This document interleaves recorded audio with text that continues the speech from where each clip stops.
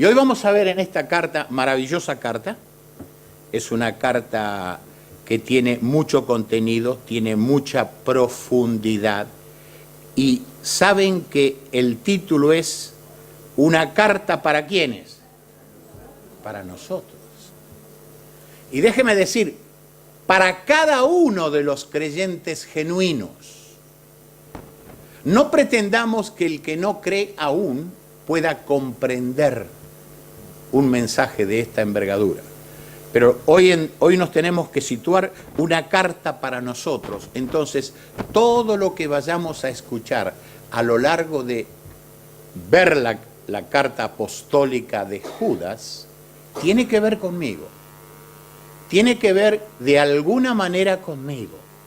Me está exhortando, me está animando, pero también me está advirtiendo del papel que yo juego o estoy ubicado en el cuerpo de Cristo y de que tengo responsabilidades individuales y como grupo, porque es muy fácil, déjeme decir, bueno, la responsabilidad del pastor, y hay pastores con hombros anchos, se le puede cargar, ¿no es cierto? No es así. Cada alma tiene una responsabilidad de su precioso Redentor. Oremos entonces. Padre, en tu nombre estamos abriendo tu palabra y te pedimos que nos ayudes, que nos des entendimiento, que nos hagas comprender sobre todo esos mensajes individuales que tiene para cada uno de nosotros. En el nombre de Jesucristo. Amén. Muy bien. El saludo es dirigido a todos los genuinos creyentes y hago énfasis en genuinos creyentes. Hay que diferenciar entre creyentes nacidos de nuevo y simpatizantes. ¿Cuál es la diferencia entre un creyente nacido de nuevo y un simpatizante? Que el creyente nacido de nuevo es heredero de los cielos. Y un simpatizante es tan solo un aspirante. Aún no le ha amanecido. Pero hoy vamos a ver algo maravilloso, de que Dios está detrás de cada corazón. Y quiero adelantarles de que Dios es quien siempre inicia el proceso. Pese a que las personas dicen, no, yo estaba buscando a Dios.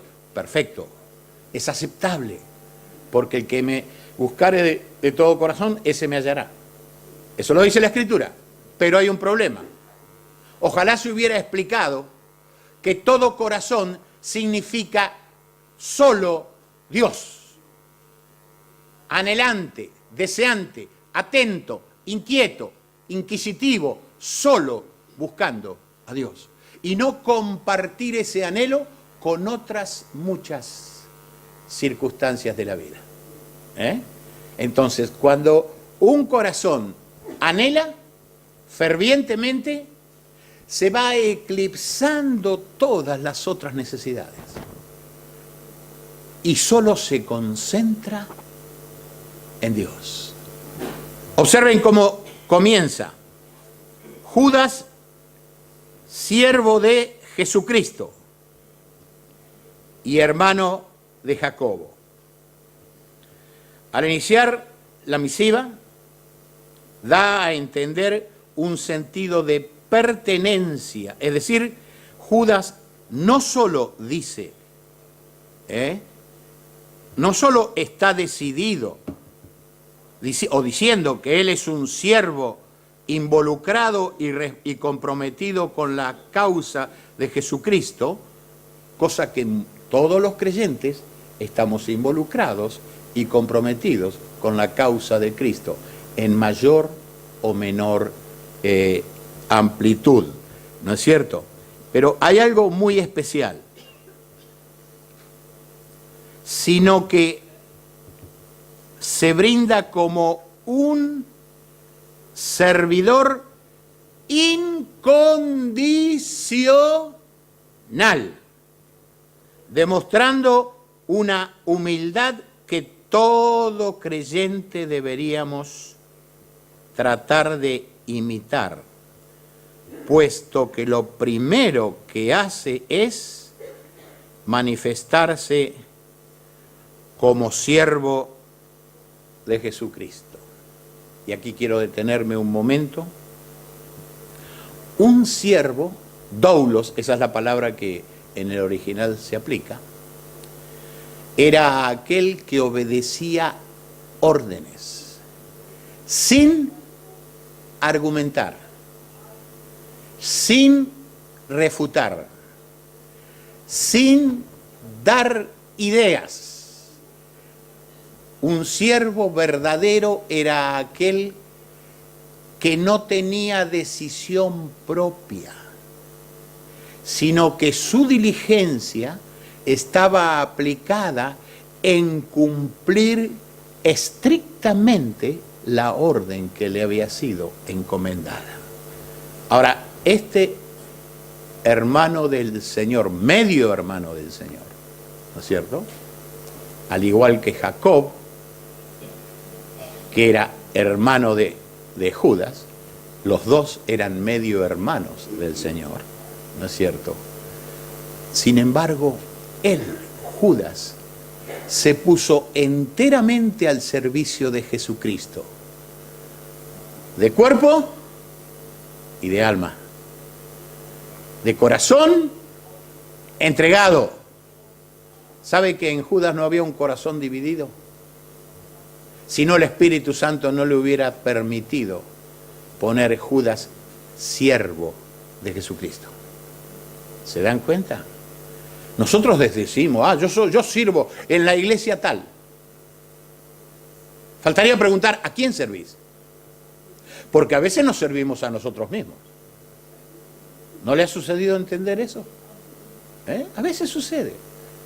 Bueno, la palabra siervo abarca mucho y es un vocablo bonito, queda lindo, enternece, pero cuando es genuino, cuando es sincero, cuando no es fingido, eso es lo que tenemos que entender. Se autodenomina como alguien que no tiene derechos ni voluntad propia. A veces hablando en círculo de estudios, porque si hay una cosa que a mí me encanta son las mesas redondas, así sea cuadrada, rectangular, no importa, pero donde todos los creyentes pueden decir algo. Si se equivoca, la palabra nos corrige. Pero sabe que cuando un creyente genuino se equivoca y la palabra lo corrige, aprende y corrige su error, porque sabe que la dirección de corrección viene de Dios y no de un hombre. Esa es la mejor manera de aprender. Entonces, no voluntad propia, no decisión propia, nada de querer hacer como Ananías. ¿Se acuerdan de Ananías cuando el Señor le dijo que fuera a ver a Saulo de Tarso? Y dice, pero Señor, ¿no te das cuenta? ¿Qué figura, hermanos? La criatura queriendo guiar de la mano al Creador. ¿Y nosotros a veces no hacemos lo mismo? ¿Cómo es que Dios no interviene? ¿Por qué deja que pasen estas cosas? Si eso es una injusticia. Claro que es una injusticia. Pero el Señor dijo, mía es la venganza, yo pagaré. No nosotros, cuando creamos conveniente.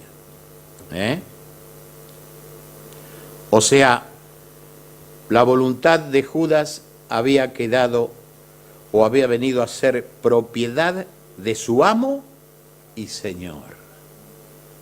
Somos muy dispuestos a decir el Señor Jesucristo. Pero ¿puedo decir mi amo, el Señor Jesucristo? No se escucha mucho, claro, no es la época de la esclavitud.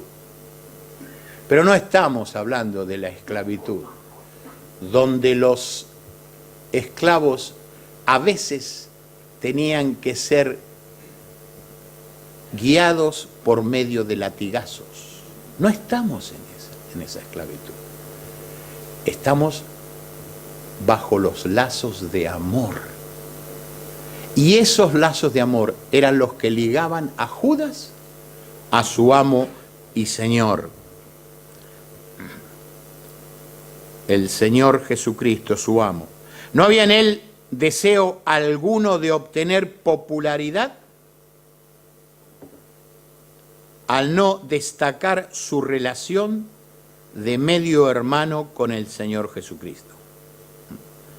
No lo dice en la carta, y evidentemente es porque el Espíritu Santo no lo guió a expresarlo. En cuanto a Jacobo, que es también llamado Santiago, y es autor del libro que lleva su propio nombre. Fue un líder de mucha influencia en la iglesia de Jerusalén. Eso lo hemos estudiando los Hechos. Lucas describe el cargo importante que llegó a ser obispo en la iglesia de Jerusalén. Pero tampoco hace referencia alguna para reclamar alguna forma de autoridad de aquellos a quienes les escribe.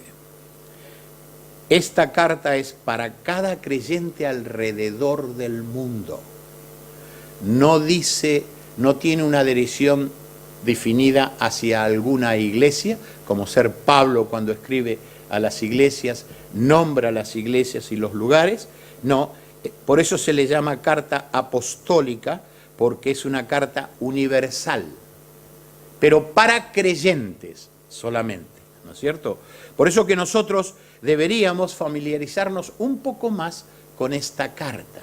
Tiene mucho para aprender y tiene mucho también para asombrarnos, y tiene mucho para que nos demos cuenta de lo que Dios espera de ti y de mí. Y no nos escudemos de que tengo edad, tengo dolores, soy esto, soy el otro.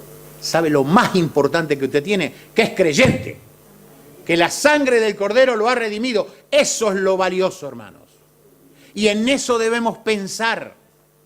Y cuando los dolores vengan, ayuda sea del Señor a mí para experimentar su misericordia y seguir un día más.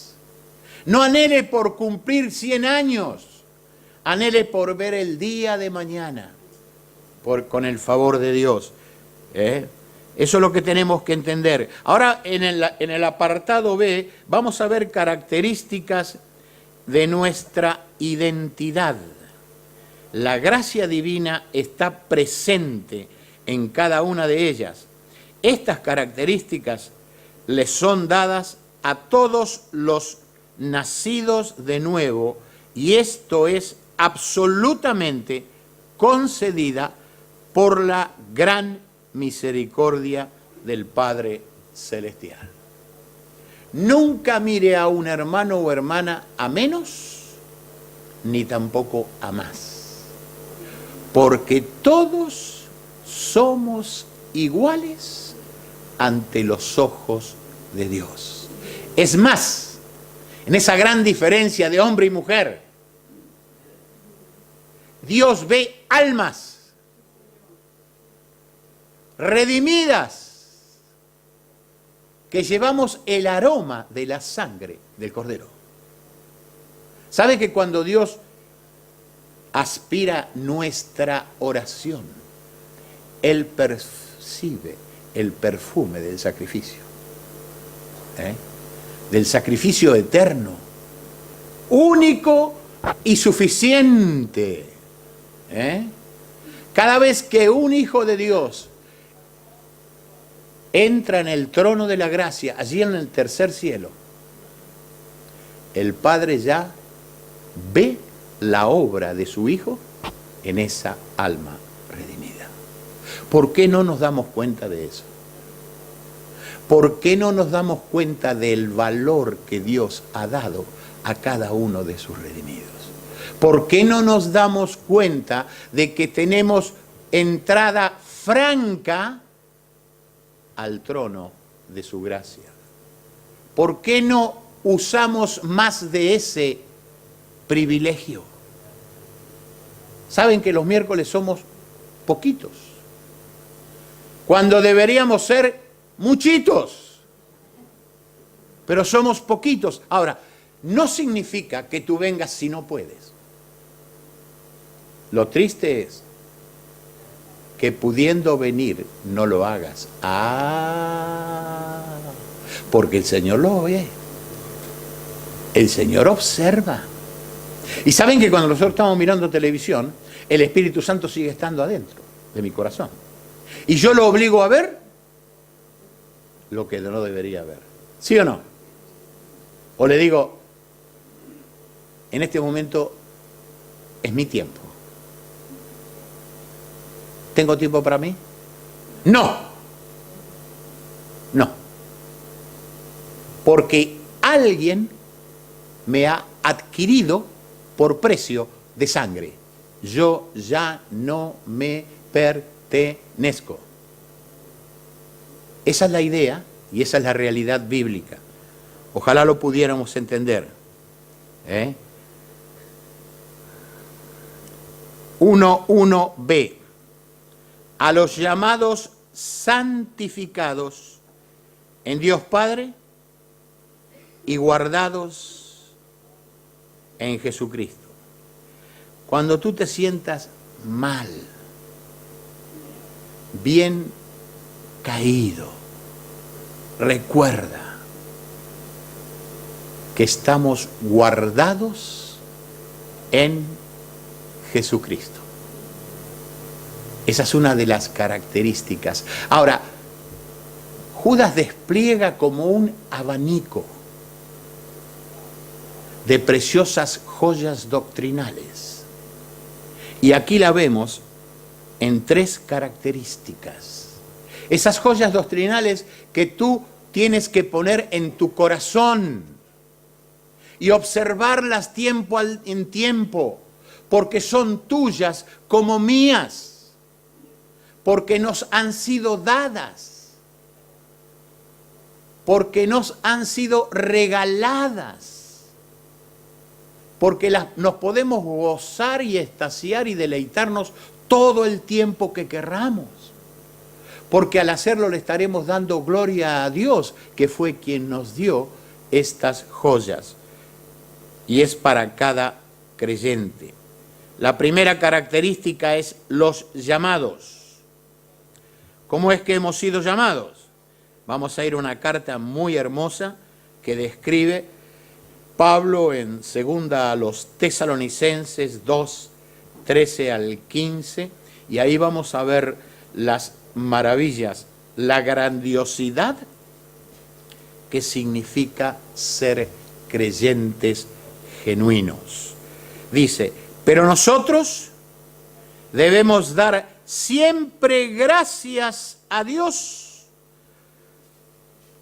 respecto a vosotros. Y aquí ya tenemos un problema, serio problema. ¿Doy gracias a Dios por mi hermano o mi hermana? ¿O solo por alguno de ellos? Los más simpáticos. Puede ser. Pablo dice que daba gracias por cada creyente, hermanos. Y mire que tiene que haber habido creyentes difíciles, como los hay ahora en cada iglesia. No me diga que no. Porque si usted me dice que no hay creyente difícil, vaya a saber dónde usted está yendo. ¿Dónde usted está yendo? Porque es la verdad, hermanos. Aparte de que los creyentes podemos ser difíciles, somos temperamentales. Y a veces nos levantamos de buen humor, regular o malo. Y están los que se levantan, antiguamente había un dicho, alunados. Es tanto el desacuerdo que tienen con ellos mismos que no se quieren ni mirar al espejo. Porque de eso se trata. Hermanos, el creyente debería gozar de la paz de Dios siempre. Pedro dice, sigue la paz, busca la paz, disfruta la paz, deleítate en la paz. No dejas que te sacudan la paz del corazón. A veces somos nosotros los que nos brindamos a esas cosas, pero no debería ser así. Sigue entonces, hermanos amados, por el Señor, de que Dios os ha escogido desde el principio para salvación, mediante la santificación por el Espíritu y la fe en la verdad. El creyente es creyente porque Dios ha obrado un proceso en ese individuo. No vayan a pensar que son los predicadores.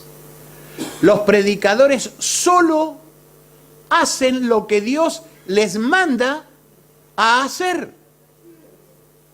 Eso es. Ahora, el predicador predica del frente. El Espíritu Santo rodea al individuo en circunstancias favorables para que el corazón de ese individuo sea inquietado. Y a veces hay circunstancias o coincidencias en la vida de esa persona que lo motiva a bajar la guardia del mundo, a que la carne deponga sus armas para que deje que la palabra de Dios haga efecto en esa mente, en ese corazón, y para que el Espíritu Santo llegue a convencer de pecado. Una vez que el Espíritu Santo convence de pecado, la persona, él mismo guía hacia la persona de Jesucristo. Pero para que el Espíritu Santo convenza de pecado, es necesaria la palabra de Dios. Porque la fe viene por el oír y el oír por la palabra de Dios. No por una palabra de amistad o de buena voluntad, porque a veces se siente eso. Nada puede sustituir a la palabra de Dios, porque la palabra de Dios es viva y eficaz, y más cortante que espada de dos filos. Corta cuando entra, corta cuando sale. No nos olvidemos de que Dios ha enviado a su palabra precisamente para que los pecadores tuviéramos oportunidad. Dios me dio a mí oportunidad por medio de su palabra, al escuchar su palabra. Dios te dio a ti oportunidad. Entonces eso es lo que tenemos que entender.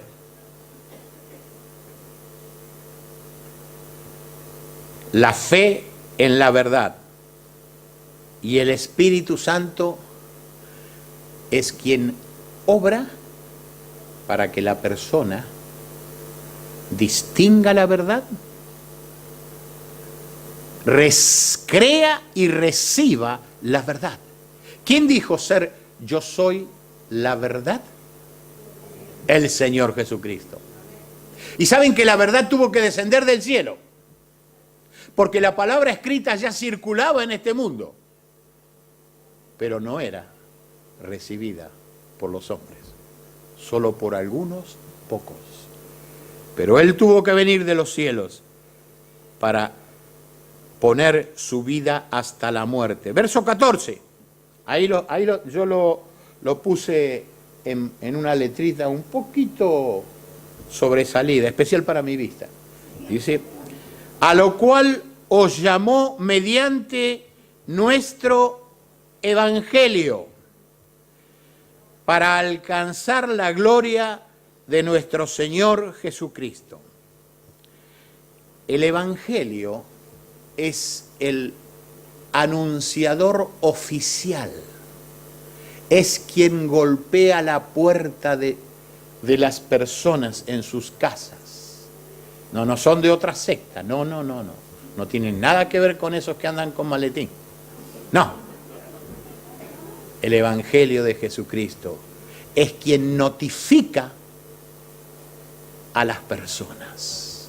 ¿Y saben que notifica a quiénes? A aquellos que Dios escogió, predeterminó y preordenó antes de la fundación del mundo. Cuando esto era un caos, ya Dios había escogido. Ahora, esas personas, como yo y como tú, andábamos vagando en nuestras propias affairs, como dicen, negocios, nuestras propias empresas, en nuestros propios sueños. Que cuando uno tiene sueños de juventud, no necesita zapato, no gasta, porque va en las nubes siempre. Va soñando, siempre está soñando, ¿no es cierto? Déjeme decir que el creyente tiene su corazón en el cielo, pero sus pies sobre la tierra. Nunca nos olvidemos de eso. Sus pies sobre la tierra. Así que, hermanos, estad firmes y retened la doctrina que habéis aprendido, sea por palabra o por carta nuestra. En cuanto a doctrina, hay creyentes que no toman ni prestan atención a la doctrina. ¿Por qué es eso? Porque piensan que no es necesario. Con que el pastor la conozca ya estoy tranquilo. No es así. No es así. La doctrina debe ser apreciada, atesorada y cumplida por todos los redimidos por la sangre del Cordero. Ahora, la doctrina no es para andar abofeteando gente. No. La doctrina principalmente tiene una función: controlarme a mí. Yo debo ser el primer controlado por la doctrina sana. Y una vez que estoy controlado por la sana doctrina, debo practicarla, debo vivirla, debo estimularla a los demás por medio del testimonio. No sentando a una persona y dándole un sermón. Me acuerdo cuando mis niños eran pequeños y yo decía, vamos a hablar un ratito. Ufa. ¿Sabes lo que significa el ufa, no? Otra vez. Pero esa es la función de un padre o una madre y es la obligación ante Dios, ¿no es cierto? Pero viva la fe. Que los demás sepan que usted tiene un Señor en su vida. No de nombre, no solo en apariencia, sino en vivencia. Pablo nos ofrece un rápido vistazo de cómo se desarrolla eficazmente la explicación de cómo Dios ha determinado que todo aquello que un individuo debe experimentar cuando es llamado por Dios. ¿Se acuerda de aquel que nos llamó de las tinieblas a su luz admirable? Eso es que Dios es quien llama. Y es importante esto. Efesios 1, 11 al 15. En el asimismo tuvimos herencia, habiendo sido predestinados, observen la palabra, predestinados conforme al propósito del que hace todas las cosas según el designio de su voluntad. Por eso que Dios es soberano. Por eso que no podemos argumentar, ni nadie puede argumentar con Dios, porque sus designios son inquebrantables. Esa es la verdad. Y para nosotros los creyentes debería haber un sobreénfasis en esta verdad. Y nunca se escape de mi boca, ay, ¿por qué Dios permite esto? ¿Se acuerdan la figura de la enfermera silencio hospital? Los creyentes deberíamos muchas veces guardar silencio y conocer que Él es Dios. Versículo 12. A fin de que seamos para alabanza de su gloria, nosotros los que primeramente esperábamos en Cristo. Esto es maravilloso. Ahora, pregunta. Tú en la condición en que vives, en tu diario vivir, ¿puedes ser para alabanza de su gloria? No me conteste, no se amontonen. No voy a permitir que lo digan.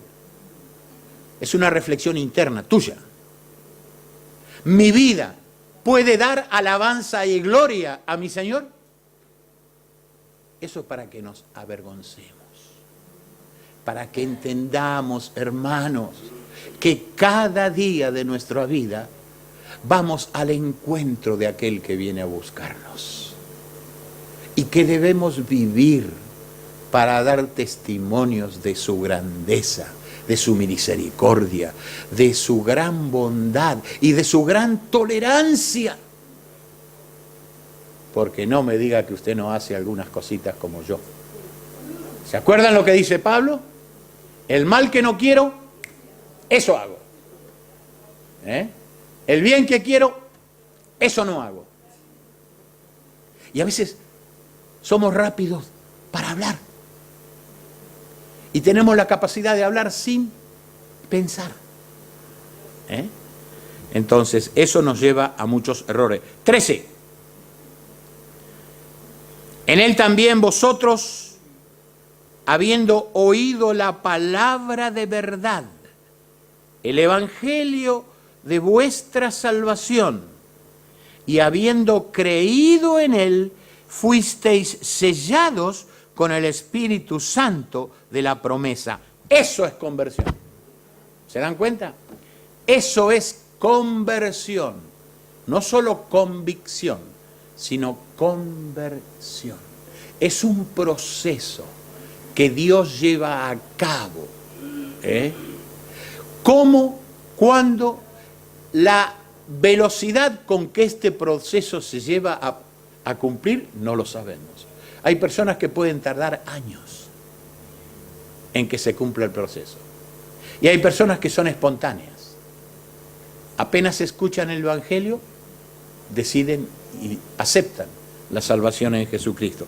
Pero como digo, el tiempo no es nuestro, pero sí ese es el proceso que se cumple.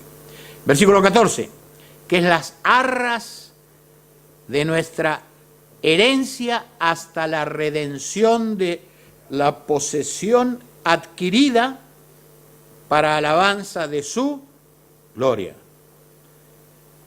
Dios adquirió nuestras almas cuando nos redimió. A cada uno de nosotros. 15.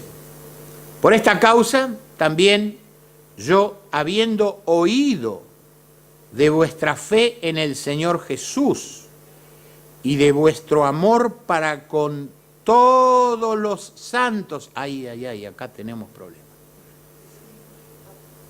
¿Por qué tuvo que poner todos los santos?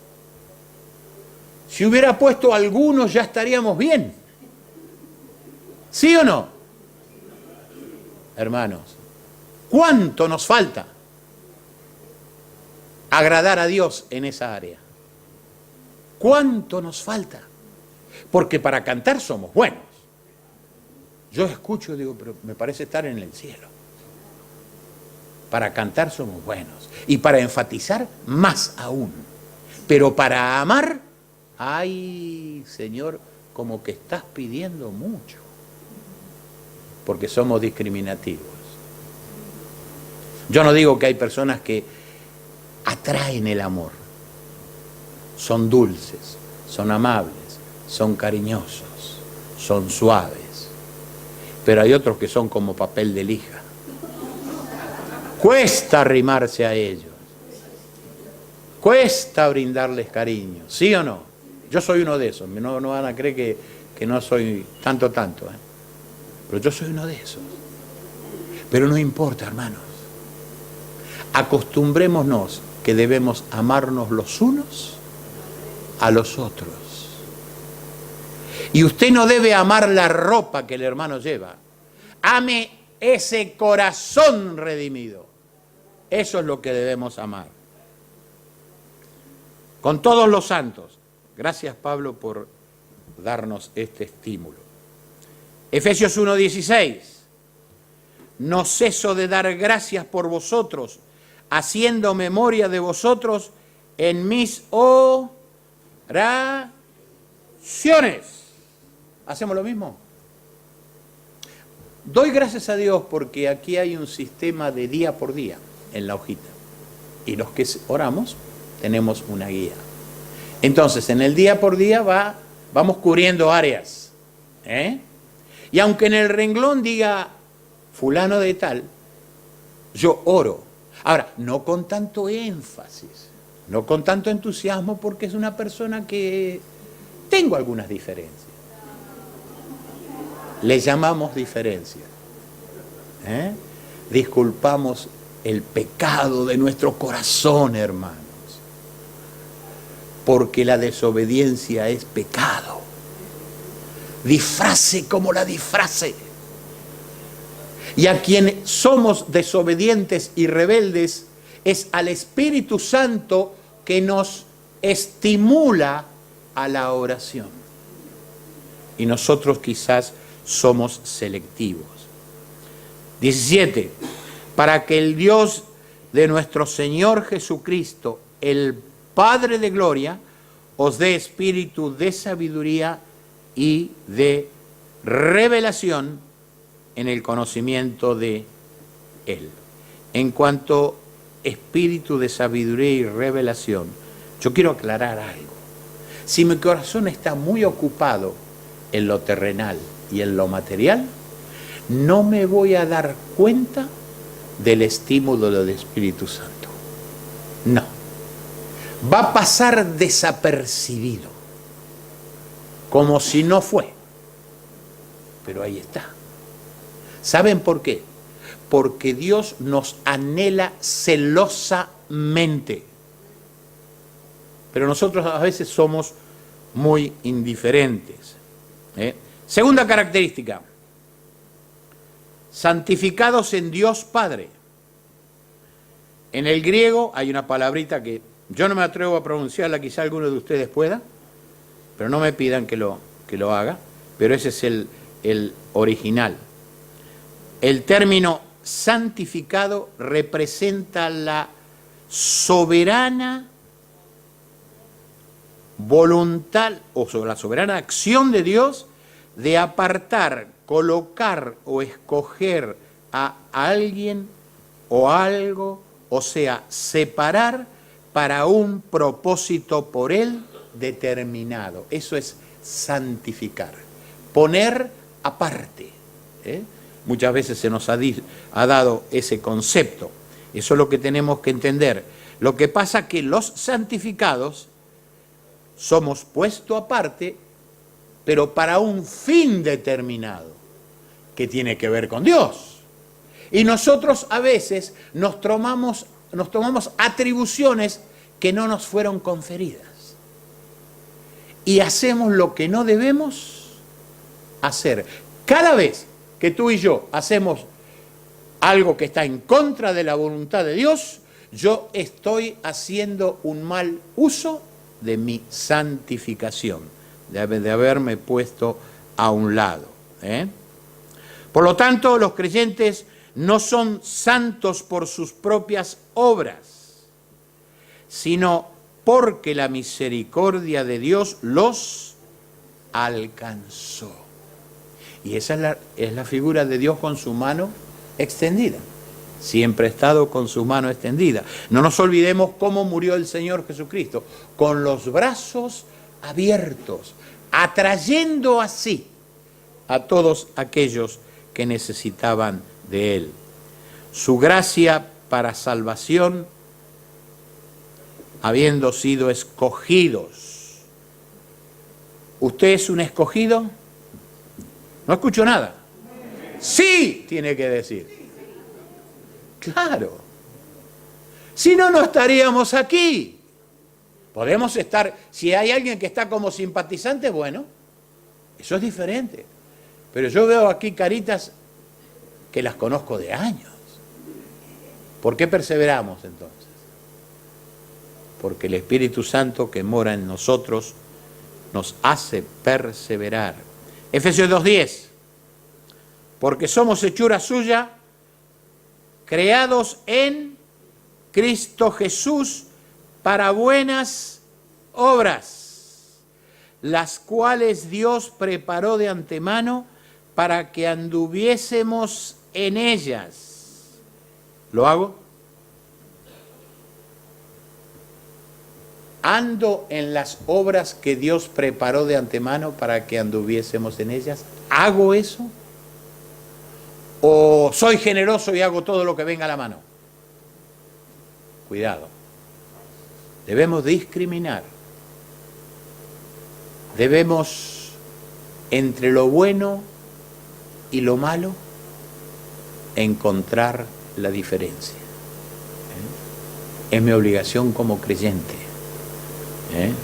Debo aprender a distinguir las obras que Dios ha preparado de antemano. Déjeme decir que esas obras ya están preparadas. Cuando tú y yo nos levantamos del lecho a la mañana, yo ya tengo una carpeta esperándome de obras que Dios preparó para que tú y yo anduviésemos en ella. Y esa carpeta, pueden pasar días que no la ojeo. ¿Y qué pasa si yo no ojeo la carpeta? Ni me voy a enterar que están ahí. Esto simplemente es para mortificarlos un poquito más. Pero esa es la verdad, me toca a mí entenderlo. Debemos entender que es Dios el Padre quien inicia el proceso de buscar las almas. Veamos ahora Juan 6:65, y el reloj ya me está diciendo. Juan 6:65, y dijo: por eso os he dicho que ninguno puede venir a mí si no le fuere dado del Padre, si no le fuere dado del Padre. Recordemos siempre que el Padre es quien inicia el proceso siempre, en toda circunstancia, en todo lugar, a través de la historia. Dios es quien inició el proceso o la conversación. No nos olvidemos de eso. Primera a los Corintios 1:2. A la iglesia de Dios que está en Corinto, a los santificados en Cristo. Nuestra santificación tiene que ver con Cristo. ¿Por qué? Porque Él es quien pagó el precio de nuestra redención. Cristo Jesús, llamados a ser santos, con los que en cualquier lugar invocan el nombre de nuestro Señor Jesucristo, Señor de ellos y nuestro. ¿Se dan cuenta que todos los creyentes tenemos un Señor? Aunque vivamos como si no lo tuviéramos. Qué triste es eso, ¿no es cierto? Pero esa es una realidad. Tercera característica. Y guardados en Jesucristo.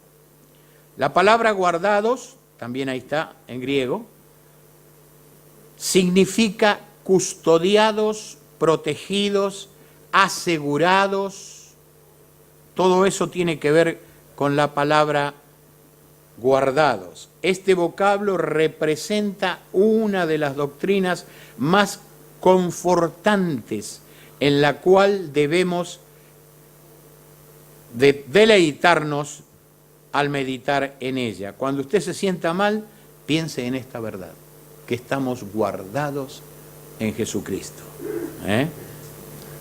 La seguridad de nuestra salvación únicamente descansa en la persona y la obra de Cristo. Juan 10, 27 al 30 solamente, estos últimos vamos a ver. Mis ovejas oyen mi voz y yo las conozco y me siguen. Acá tenemos problemas, serios problemas. Y me siguen. ¿Qué es seguir a Cristo? Es estar involucrado en sus cosas. Es sentarse o pararse para escuchar su palabra. Y no solamente escucharla, digerirla y ponerla por obra. Eso es seguir. Y me siguen y yo les doy vida eterna y no, ¿qué dice ahí? Perecerán jamás, ni nadie las arrebatará de mi mano. Mi Padre que me las dio es mayor que todos y nadie las puede arrebatar de las manos de mi Padre. Yo y el Padre, uno somos. ¿Puede haber garantía más absoluta que esa? La característica 3, nuestra abundancia de bendiciones. Judas 1:2. Misericordia y paz y amor os sean multiplicados. Pablo tiene también esta forma de desear misericordia, paz y amor. Saben que todo eso viene de Dios y todo eso nos pertenece. Es más, ya lo poseemos en la persona del Espíritu Santo que mora en nosotros. Pero a veces no lo percibimos por la bruma de la vida o porque nuestros corazones se entretienen más de lo debido o porque tenemos doble ánimo. Cualquiera sea la circunstancia, aún así Judas tiene un deseo para cada creyente y es la misericordia sea en nosotros, paz y amor os sean multiplicados. ¿Podemos entenderlo? Sí, es fácil entenderlo. Racionalmente lo comprendemos. Ahora, ¿podemos vivirlo? ¿Experimento yo la multiplicación de la misericordia de Dios, paz y amor en mi vida? Si no lo experimento, hermanos, quiere decir que nosotros tenemos que tener más tiempo en relación con Dios para que Él nos enseñe la manera de que yo no deje pasar las oportunidades en las que Dios me está bendiciendo. Oremos. Santo Padre, gracias te damos por tu palabra. Gracias porque evidentemente esta es una carta para nosotros, donde mucho tendremos que aprender aún. Pero te damos gracias por tu Espíritu Santo que nos permite comprender estas preciosas características que todo creyente goza. Y a veces nos apenamos por cosas intrascendentales y no nos gozamos por aquello que es tan importante y que mora en nosotros porque tú nos las has concedido. Se nos conviene en el santo y bendito nombre del Señor Jesús. Amén.